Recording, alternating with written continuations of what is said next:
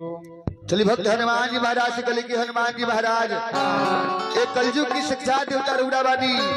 ये चारों युग में पूजाए वाला वीर बलवान अरे वैसे दुनिया में कोई नहीं खे भक्त कहले तराउर नाम पड़ल अरे से महावीर तराउर नाम पड़ो एह से महावीर वीरन में रौरा वीर होई जी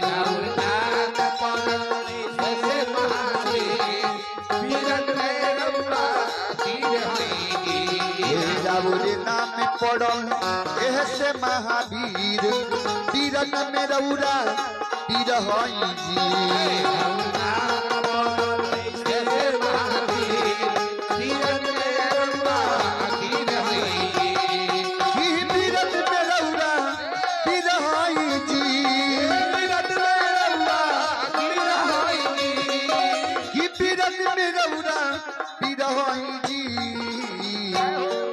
राउर नाम पड़ल एह से महावीर वीरन में रौरा वीर होई जी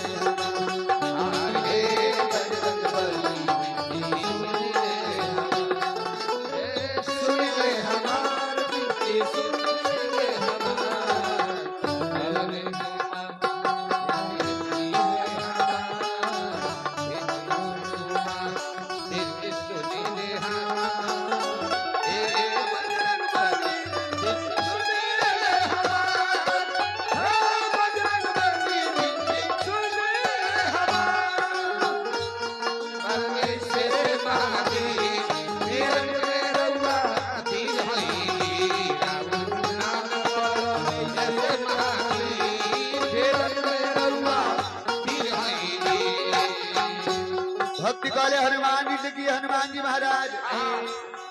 अरे वह लड़का जब रहनी बचपन में तब माई की गोदी से छरप के सूरज भगवान की जाति फल समझ के घोट गई रहनी और इंद्रदेव अपना वज्र से उस सूरज भगवान के बीच निकल ले ना तो सारा दुनिया में अंधकारे रही लिहनी सूरज के मुँहे चबाई लिहनी सूरज के मुँहे चबाई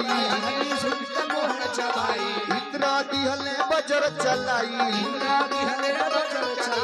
इंद्रा दिहले वज्र चलाई देव सब विनती कैले हरनी उनकर पीर देव सब विनती कैले हरनी उनकर पीर वीरन में रौरा वीर होई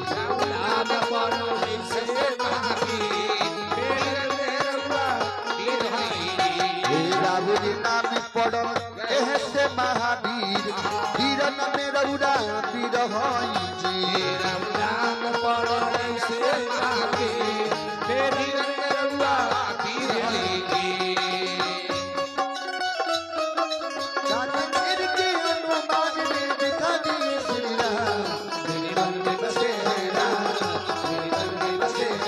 वीर होई